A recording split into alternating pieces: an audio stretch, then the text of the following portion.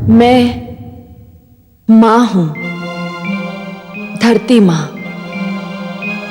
भक्ति मार्ग सरल नहीं होता। ईश्वर में विश्वास रखना देखने और कहने में साधारण बात लगती है, पर जैसे ही कोई अपने इस विश्वास की घोषणा करता है, उसकी परीक्षा आरंभ हो जाती है और तभी इसका निर्णय होता है कि यह विश्वास केवल दिखावा है अथवा इसमें कुछ तथ्य भी है। यह उसी समय सिद्ध होता है जब ईश्वर पर विश्वास रखने वाला विपदाओं और यातनाओं में भी अडिग रहता है। प्रहलाद को भी यह सिद्ध करना पड़ रहा है कि उसका विश्वास उसके जीवन का दूसरा नाम है, और यह सिद्ध करने के लिए वो विष, अग्नि और जल की परीक्षाओं में सफल हो चुका है। पर मुझे पता है कि उसे इतिहास बनाना है, और इतिहास बनाने और इतिहास बनने के लिए जो कुछ उसने किया वही पर्याप्त नहीं है। नियति अभी उसे कुछ और तपाना चाहती है। हे सागर देव, एक मां की पुकार सुन लीजिए।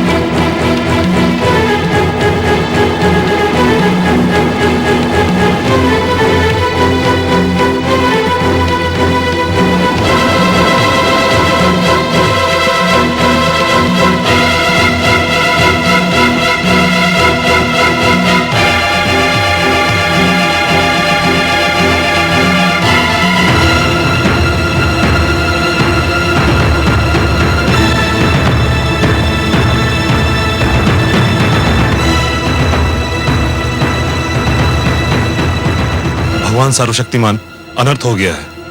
क्या हुआ? महारानी कायाधु राजभवन छोड़कर चली गई हैं। क्या? राजभवन छोड़कर चली गई? कहां चली गई? पुत्र वियोग में व्याकुल होकर वो सागर की ओर गई हैं, जहां कामरूप नरेश ने राजकुमार को डुबो दिया था। महाराज, महारानी कहीं जल समाधि ना ले लें। ये माता और पुत्र मिलकर मुझे पागल कर देंगे। पागल कर देंगे दोनों मिलकर। जाओ, रोको उन्हें। वो मेरे रोके नहीं रुकेंगी, केवल आप ही उन्हें रोक सकते हैं, और आपको उनको रोकना ही चाहिए, नहीं तो ये संसार क्या कहेगा महाराज। ठीक है, तुम मेरे साथ चलो और कुछ सैनिक भी ले लो।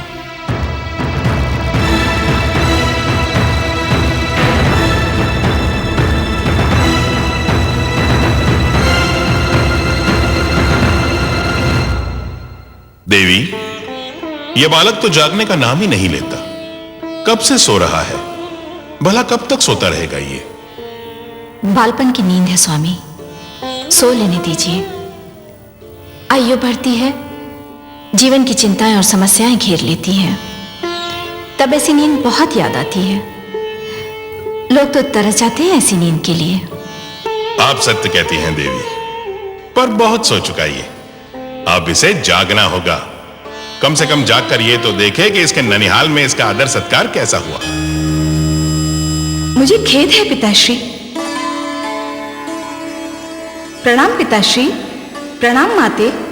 पिताश्री, मुझे खेद है कि आप अपने नाती का और अधिक आदर सत्कार नहीं कर पाएंगे। क्यों पुत्री? क्योंकि इसकी माता इसके वियोग में तड़प रही है।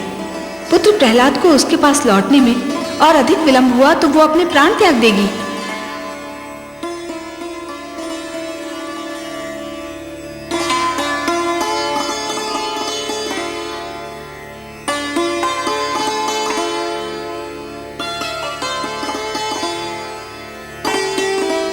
कितना मनमोहक है मेरा पुत्र। इसके मुख से तो मेरी दृष्टि हटती ही नहीं। तुमने इसके सिर पे हाथ क्या फेर दिया पुत्री? इसके माथे पर समस्त सृष्टि का तेज निखर आया है। मानो प्रकाश का मुकुट पहन लिया हो। सुनो पुत्री,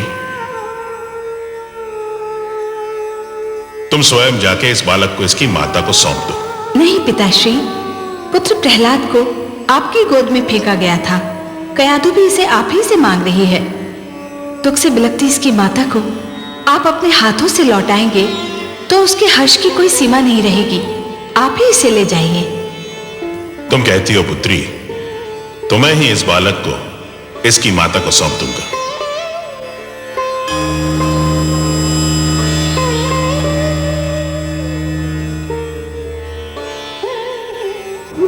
हे सागर देव, लगता है आपने अपनी सारी परंपरा को छोड़कर मेरे पुत्र की बलि स्वीकार कर ली है। मेरे लिए मेरे पुत्र के बिना जीवित रहना व्यर्थ है। आपको मेरी बलि भी स्वीकार करनी होगी। ठहरो पुत्री, तुम सत्य कहती थी, मैं भेंट नहीं स्वीकार करता। और फिर प्रहलाद तो मेरे दोहित्र समान है। लो, मैं तुम्हारा बेटा तुम्हें वापस लौटाता हूं। धन्य है आप धन्य है सागर देव। आपने मुझे मेरा पुत्र लौटाकर एक ममता की मारी माँ पर बड़ा उपकार किया है। मैं कैसे आपको धन्यवाद दूं? इसकी कोई आवश्यकता नहीं है पुत्री। एक माता को अपना पुत्र वापस लौटाना उस पर उपकार नहीं होता। यह तो हमारा धर्म है। हां, एक माता से उसका पुत्र छीन लेना अवश्य ये जघन्य अपराध है।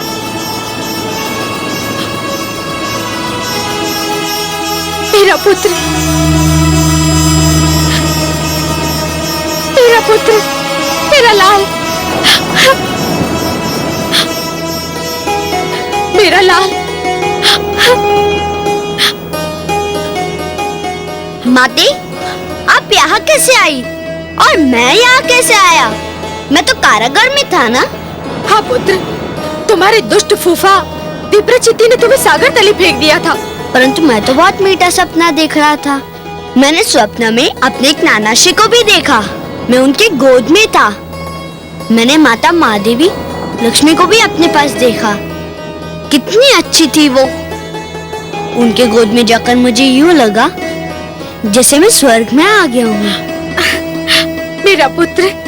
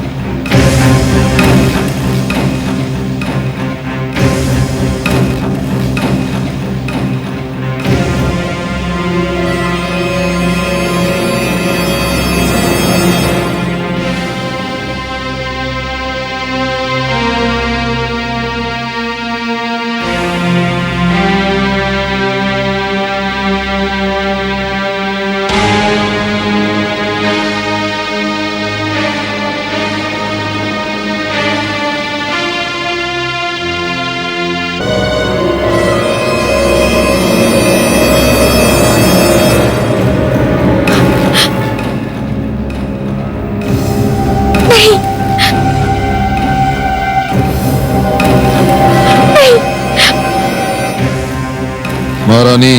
नहीं। प्रणाम पिताश्री। दुष्ट, तुझसे पर्वत की ऊंचाई हार सकती है, अग्नि का ताप हार सकता है, समुद्र की गहराई हार सकती है, किंतु मैं तुझसे हार नहीं मानूंगा, कदापि नहीं मानूंगा। सैनिकों, पकड़ से। रुक जाओ सैनिकों। यदि किसी ने मेरे पुत्र को हाथ नहीं लगाया तो मैं इसके और अपने प्राण एक कर दूंगी। मैं भी महान असुरा तारक के महाबली सेनापति चंबासुर के पुत्र कयादु हूँ। मेरे पास भी मायावी शक्तियाँ हैं। मैंने आज तक इन शक्तियों का प्रयोग नहीं किया, पर यदि कोई मेरे पुत्र के निकट भी आया तो आज मैं भी अपनी शक्ति दिखाकर इस शक्ति का प्रयोग करूंगी। देखते क्या हो, पकड़ लो इस धूर्त को। सावधान, आगे मत बढ़िए दैत्येंद्र, आगे मत बढ़िए। रानी, हट जाइए मेरे मार्ग से। रुक जाओ नहीं, दैत्येंद्र, नहीं। रुक जाओ। प्रणाम गुरुदेव। गुरुदेव, आपने बहुत देर कर दी। आप होते तो मेरे साथ इतना बड़ा अनर्थ ना होता गुरुदेव। अब के ना होने से मेरे साथ क्या क्या ना हुआ। मेरा पुत्र मेरा सबसे बड़ा बैरी बन गया, मेरा उत्तराधिकारी मेरा महानतम विरोधी बन गया गुरुदेव। मैं जानता हूं दैत्येंद्र, मैं सब जानता हूं। तुम चिंता मत करो, अब मैं लौट आया हूं, सब ठीक हो जाएगा।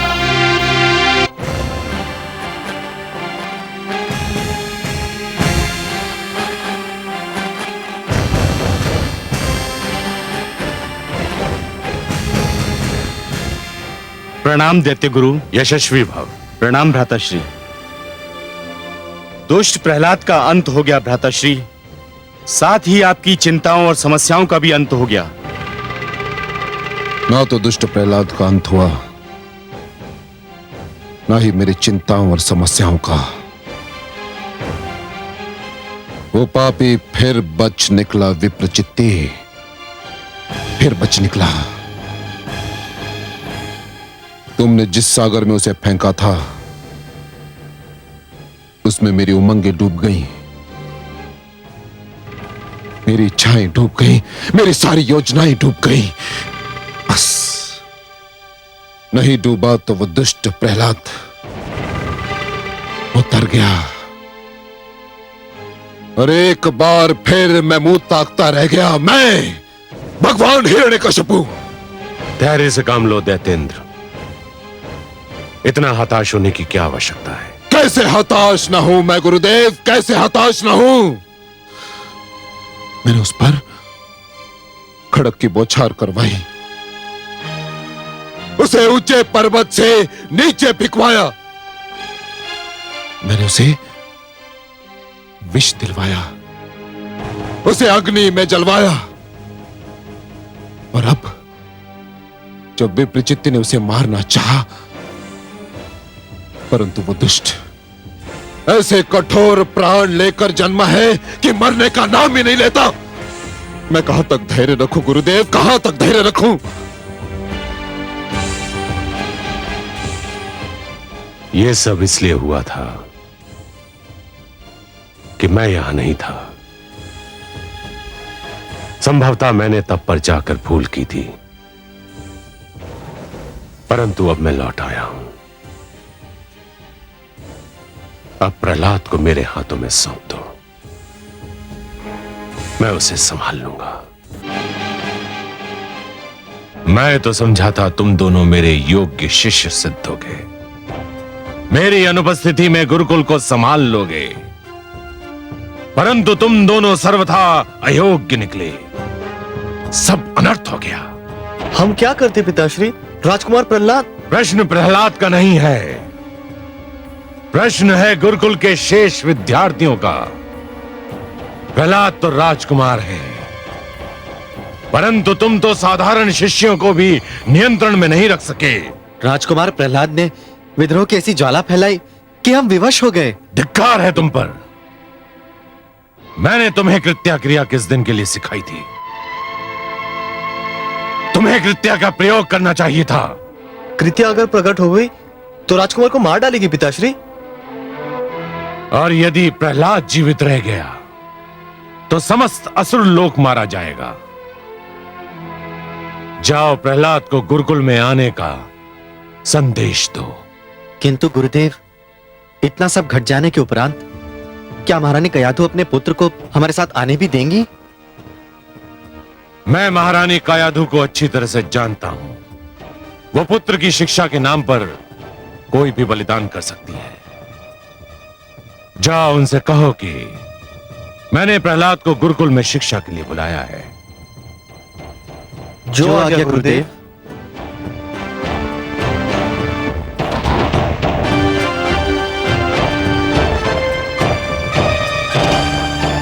हे कमल नयन, ये कृत्या क्रिया क्या है? कृत्या? कृत्या एक तांत्रिक क्रिया है महादेवी, दुष्क्रिया कहिए। क्या होता है इस क्रिया में?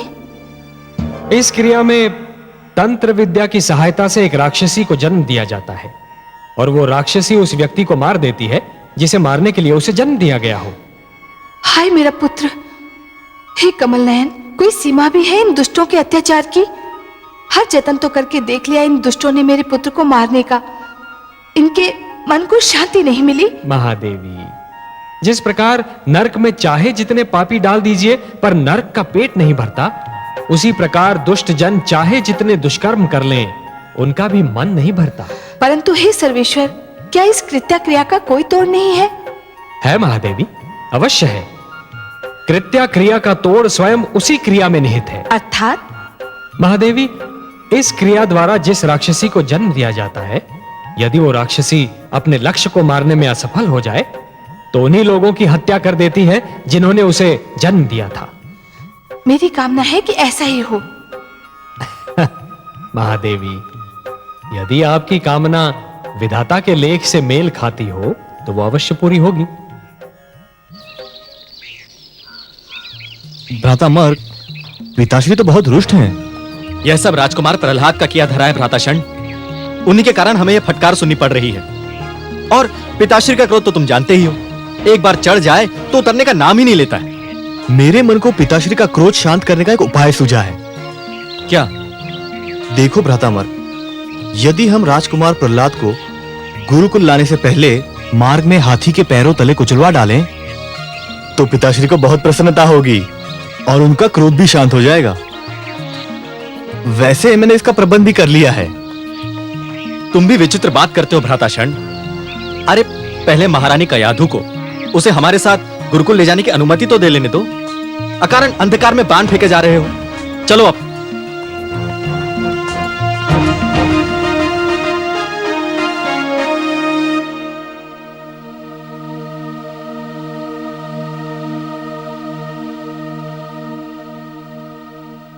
महारानी की जय हो। असुरों के गुरुकुल से गुरुजन षंड और अमरक आपसे मिलने आए हैं। षंड और अमरक? अब वे यहाँ किस लिए आए हैं? वे कहते हैं कि उनका आपसे मिलना आवश्यक है।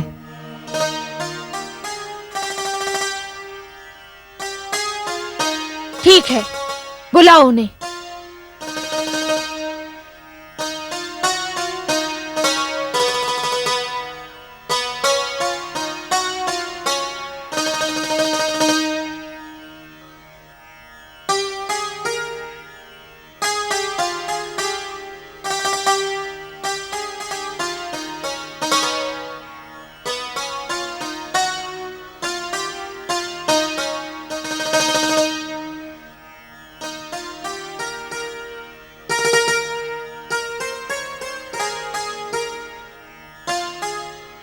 प्रणाम महारानी। राजमाता की जय हो। प्रणाम गुरुजन। कहिए, कैसे कष्ट किया?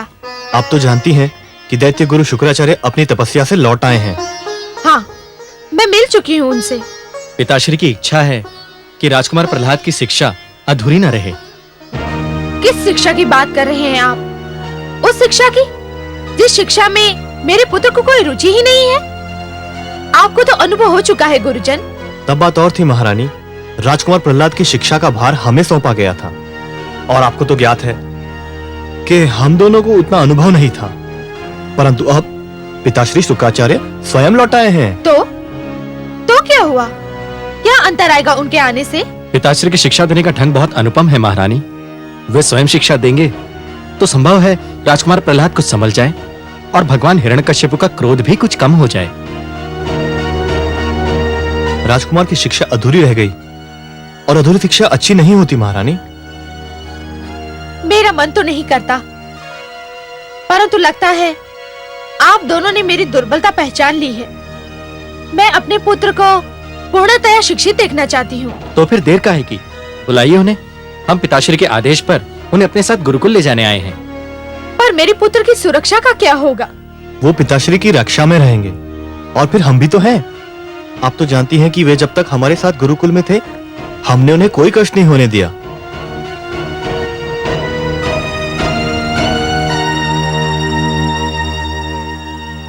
पुत्र प्रहलाद,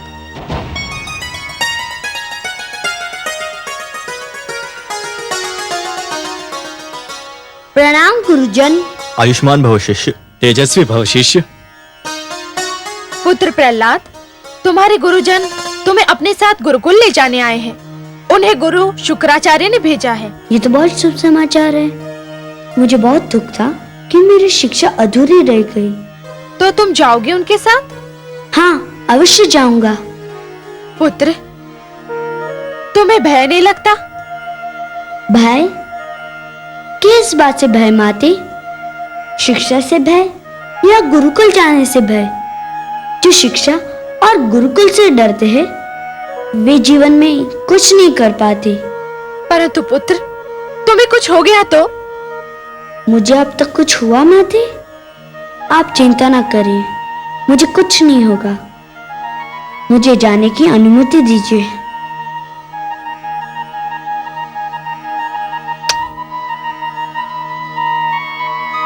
आयुष्मान भव पुत्र। चलिए गुरुजन, मैं गुरुकुल जाने के लिए बहुत व्याकुल हूँ।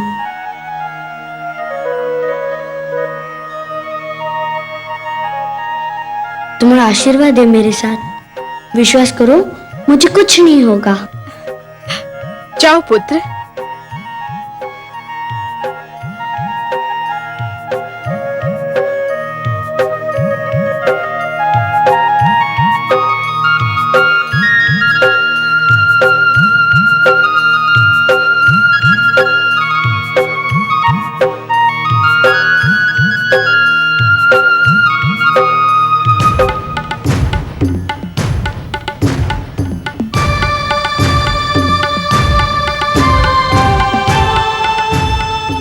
प्रणाम गुरुवर। क्या समाचार लाए हो सेनापति? शुभ समाचार है दैत्य गुरु। महारानी कयाधु ने राजकुमार प्रहलाद को गुरुकुल जाने की अनुमति दे दी है। राजकुमार गुरुजन षंड और अमर्क के साथ गुरुकुल की ओर प्रस्थान कर चुके हैं। शुभ समाचार, अत्यंत शुभ समाचार। मुझे भय था हिरण्यकशिपु, कहीं महारानी कयाधु ममता की भावना के अधीन होकर प्रहलाद की राह ना रोक ले। पर दैत्येंद्र, यह तो आपके लिए अत्यंत शुभ समाचार है कि उन्होंने ऐसा नहीं किया। अब आप सब कुछ मेरे ऊपर छोड़ दीजिए। या तो मैं प्रहलाद को सीधी राह पर ले आऊंगा या सदा सदा के लिए आपकी राह से हटा दूंगा। मुझे शीघ्र से शीघ्र गुरुकुल पहुंचना चाहिए। मुझे विश्वास है जहां सब असफल हो गए हैं वहां आप और केवल आप ही सफल हो सकते हैं गुरुदेव। किंतु गुरुदेव, मुझे तभी विश्वास होगा जब मैं उस दुष्ट प्रहलाद की मृत्यु का समाचार आपके मुख से सुनूंगा। मेरे गुरुकुल में जाने की देर है, समाचार आने में देर नहीं लगेगी।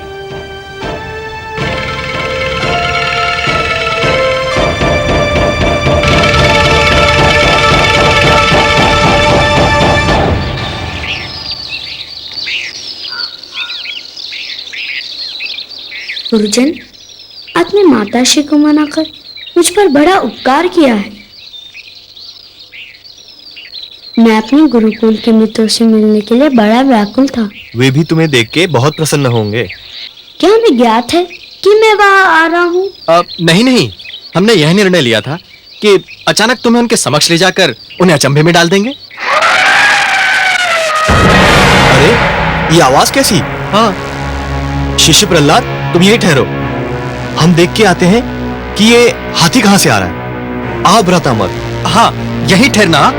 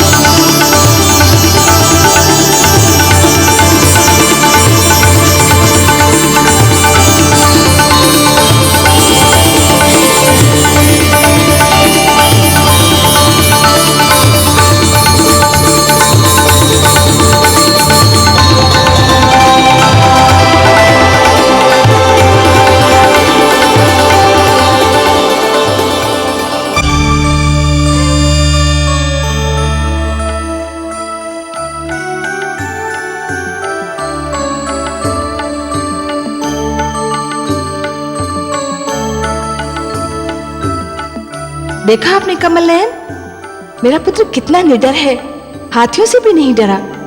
उनके समक्ष डटा रहा, वे ही सिर झुकाकर चले गए।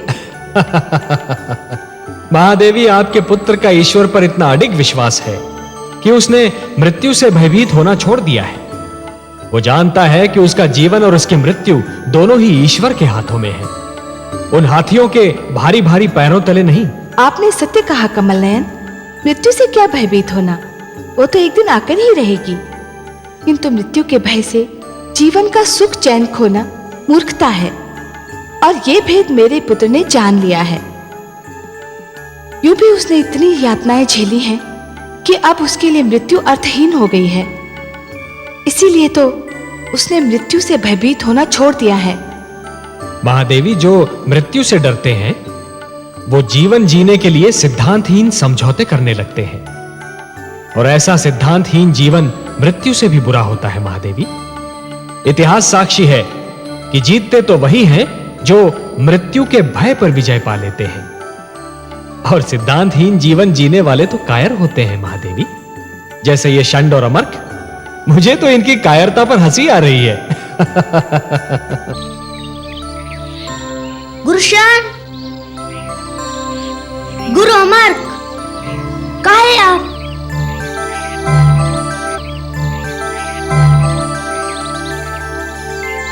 कहाँ चले गए थे आप दोनों? हम कहीं नहीं, हम तो यहीं थे। हाँ। क्या आप हाथी से भयभीत हो गए थे? नहीं नहीं, हम क्यों भयभीत होंगे? क्यों भ्राताशण? है ना? बिल्कुल बिल्कुल। हाँ, हम तो नित दिन हाथियों के साथ में खेलते हैं, है ना? हाँ। परंतु गुरुजन, लगता है ये हाथी हमारे संग खेलने नहीं, कुछ और करने आया था। कुछ और? चलिए गुरुजन, गुरुकुल में हमारी प्रतीक्षा हो रही होगी। हाँ, चलो।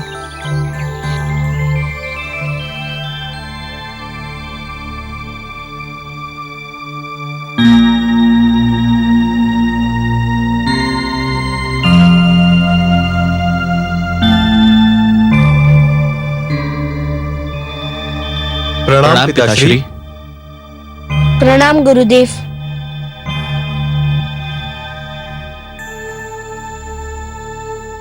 आयुष्मान भव। तुम दोनों बाहर जाओ पुत्र, मुझे शिष्य प्रहलाद से एकांत में बात करनी है।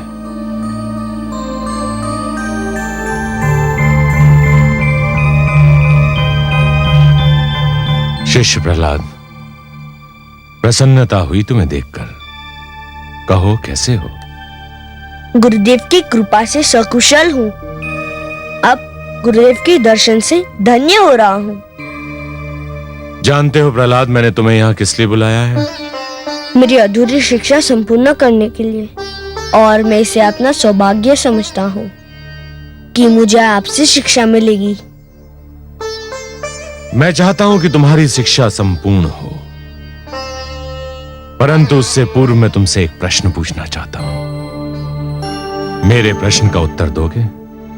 आपके प्रश्न का उत्तर देने की क्षमता तो नहीं है मुझ में, किंतु यथाशक्ति प्रयत्न करूंगा।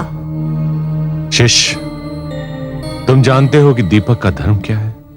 प्रकाश फैलाना गुरुदेव, अंधकार से संघर्ष करना। संतान को भी कुल दीपक कहा जाता है, जानते हो? जानता हूं गुरुदेव। जानते हो तो फिर अपने कुल के लिए ऐसा दीपक क्यों बने हुए हो जो प्रकाश के स्थान पर अंधकार फैला रहा है, उनके कष्ट का कारण बना हुआ है। हे गुरुदेव, मैंने किसको कष्ट दिया? किसको कष्ट नहीं दिया? अपने गुरुजन को कष्ट दिया, अपने पिता को कष्ट दिया, अपनी माता को कष्ट दिया, और उससे बढ़कर अपने आप को कष्ट दिया। तुम्हें कटारों की तेज धार पर रख लिया गया, पर्वत से गिराया गया, विष पिलाया गया, नागों के बीच छोड़ दिया गया, अग्नि में जलाया गया, सागर में डुबोया गया। परंतु ये सब मेरे लिए कष्ट नहीं सिद्ध हुए, ये सब तो मेरी परीक्षाएं सिद्ध हुई, और आपकी कृपा से मैं इन परीक्षाओं में सफल हुआ। संभव है, किंतु तुम अपने माता पिता और समस्त असुर लोक के कष्ट का कारण तो बने हुए हो। उसका क्या उत्तर है तुम्हारे पास? हे गुरुदेव, यदि उनके कष्ट का कारण मैं होता तो विश्वास कीजिए मैं अपने हाथों अपने जीवन का अंत कर लेता। परंतु ये सत्य आप भी जानते हैं और मैं भी जानता हूँ कि उनके कष्ट का कारण मैं नहीं हूँ। तो कौन है उनके कष्ट का कारण? मेरे प्रश्न का उत्तर दो प्रहलाद। मैं नतमस्तक होकर आपसे क्षमा याचना करता हूँ गुरुदेव, परंतु आपने मुझे उत्तर देने का आदेश दे ही दिया है तो मेरा उत्तर भी सुन लीजिए। उनके कष्ट का कारण आप हैं।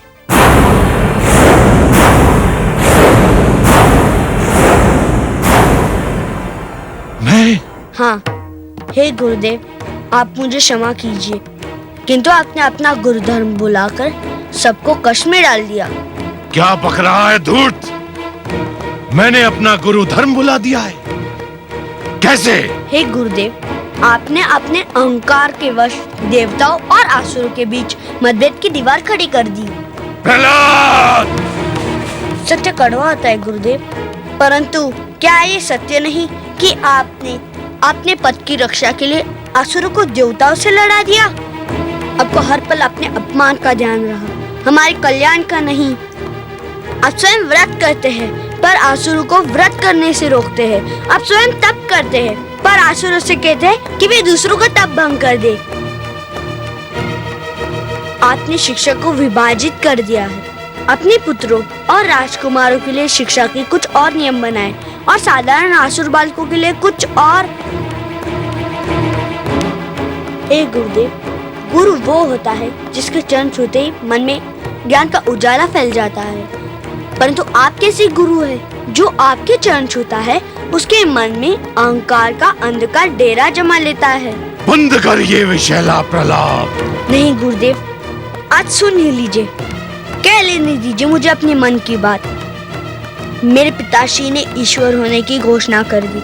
आप चाहते तो उन्हें रोक भी सकते थे, उन्हें अंधेरों में भटकने से बचा सकते थे, परंतु आपने उन्हें और उकसाया, उन्हें और बढ़ावा दिया और अब वे इतने दूर जा चुके हैं कि उनका लौटना संभव नहीं। दुष्ट बालक, मेरे मन में तो आता है कि मैं इसी क्षण तेरा गला दबाकर तुझे मार डालूं। तो दबा दीजिए गुरुदेव, आपके हाथों मुझे मृत्यु प्राप्त हुई तो मैं इसे अपना सौभाग्य समझूंगा। अवश्य प्राप्त होगी दुष्ट, अवश्य प्राप्त होगी। मैं तेरे सिर पर काल की छाया मंडराते देख रहा हूं। हट!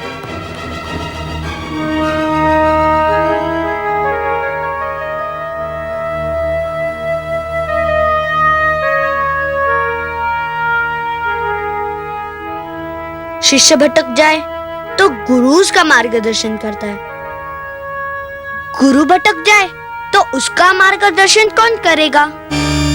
आहा, वाह पुत्र, धन्य हो तुम। हे कमल नयन, सुनिए आपने मेरे पुत्र की बात। एक बालक ने जीवन का सारा दर्शन सामने रख दिया। इसी को कहते हैं गागर में सागर समो देना।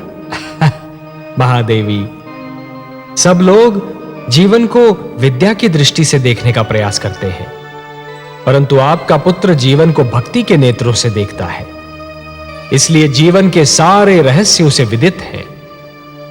और महादेवी, प्रहलाद को जीवन का एक सीधा और सरल सत्य भी ज्ञात है, और वो सत्य ये है महादेवी कि जिस प्रकार जब एक पुरुष भटक जाता है तो केवल एक ही व्यक्ति भटकता है, परंतु जब एक नारी के पैर डगमगाने लगते हैं तो समस्त परिवार डगमगा जाता है।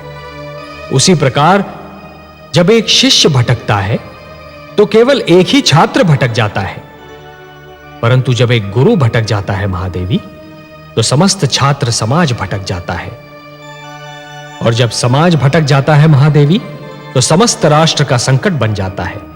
परंतु हे कमल नयन, इतनी छोटी सी बात दैत्य गुरु शुक्राचार्य की समझ में क्यों नहीं आती? इसके कई कारण हैं महादेवी।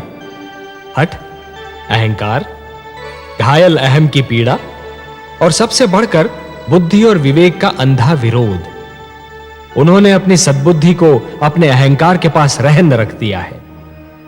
दैत्य गुरु शुक्राचार्य स्वयं भी भटक रहे हैं और हिरण्यकशिपु को भी भटका रहे हैं।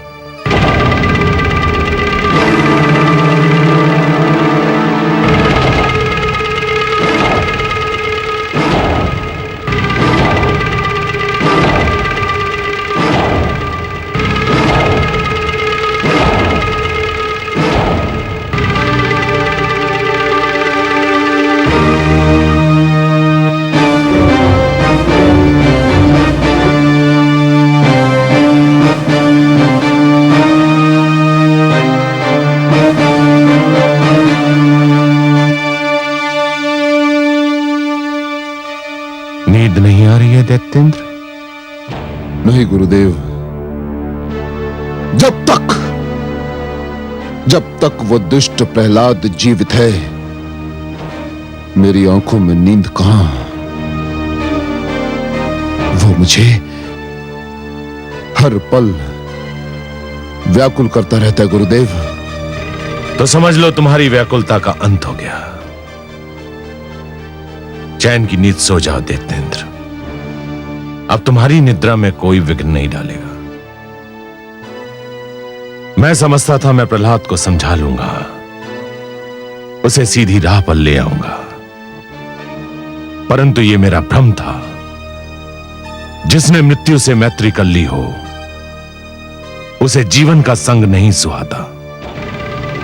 मैं उसका वध करके ही तुम्हारे पास आता, परंतु वो तुम्हारा पुत्र है, तुम्हारा कुलदीपक है, तुम्हारे शरीर का अंग है। इसलिए मैं तुम्हें यह बताने आया हूं कि मैंने उसका वध करने का निर्णय कर लिया है।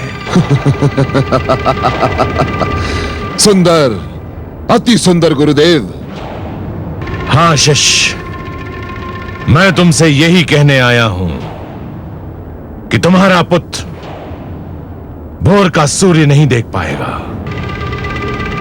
जाओ, चैन की नींद सो जाओ। धन्यवाद गुरुदेव, आपको कोटि कोटि धन्यवाद। मुझे तुम पर गर्व है शिष्य कि तुम मसुर लोक के लिए और अपनी प्रजा का धर्म बचाने के लिए अपनी संतान को भी त्याग सकते हो।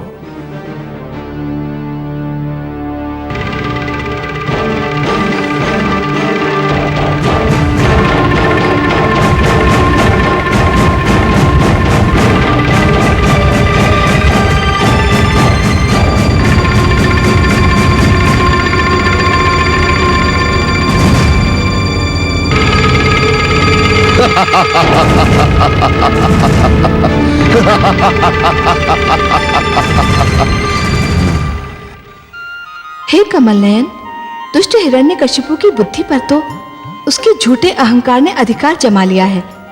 अपने ईश्वर होने के मद में वो कब का भूल चुका है कि वो प्रहलाद का पिता भी है। परंतु दैत्य गुरु शुक्राचार्य को क्या हो गया है? वो तो दो पुत्रों षंड और अमर्क के पिता भी हैं। वो किसी के पुत्र का वध करने की बात कैसे सोच सकते हैं? उनका पितृत्व क्यों खो गया है? क्रोध के कारण महादेवी, क्रोध के कारण। जिस प्रकार अग्नि सूखी लकड़ी को सरलता से जला देती है, उसी प्रकार क्रोध सुंदर भावनाओं को सहजता से भस्म कर देता है।